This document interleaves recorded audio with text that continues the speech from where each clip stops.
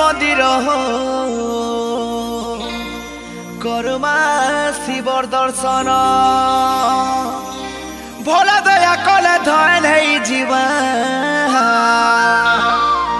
আমরি পাপি জীবন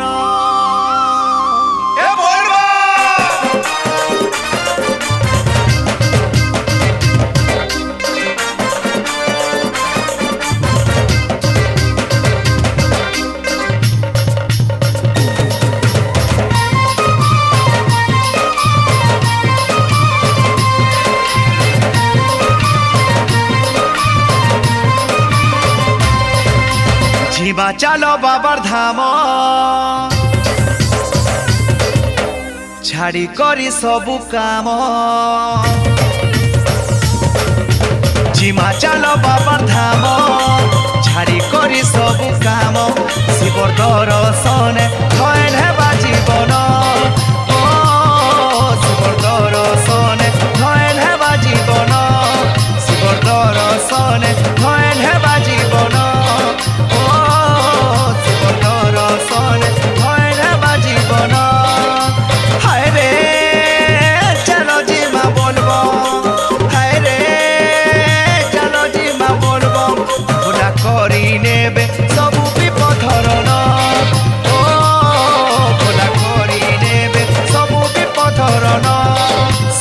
दर्शन धन हेबा जीवन शिव दर्शन धन हेबा जीवन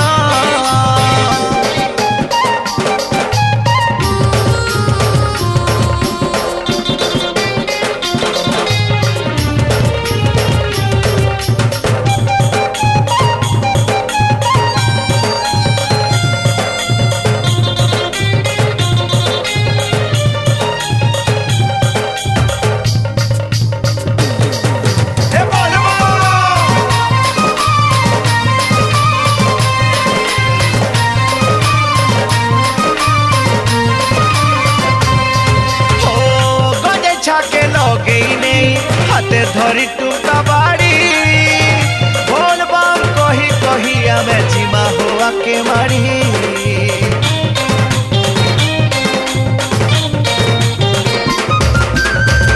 खोदे बुही कलसी भार तुंडे धरी भोला ना चाली चाली पानी भिजी भिजी जीमा हो बाबर धाम महादेव शिव बाबा पदे कर्मा सेवा बाबा पूरा करबे आमर सब सपन ओ बाबा पूरा करबे आमर सब सपन भोला दया कले धन हेबा जीवन ओ भोला दया कले धन हेबा जीवन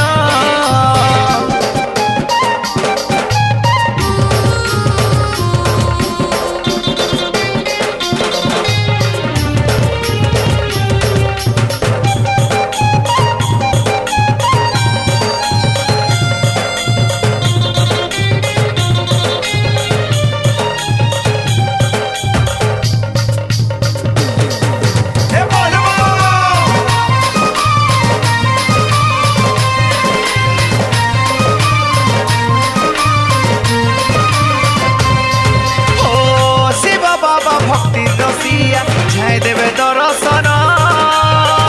भक्ति भार डाक देले ताकू बाबा हेसन पर्सन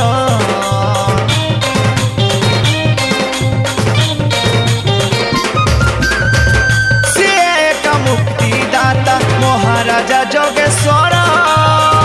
ताकर पदे गति मुक्ति सीए जगते सार बोल बम टूड़े धरी जीमा हो भक्ते तरी बाबा पूरा करबे आमर सब सपन ओ बाबा पूरा करबे आमर सब सपन शिव दर्शन धन हेबा जीवन ओ भोला करी नेबे सब विपद हरण हाय रे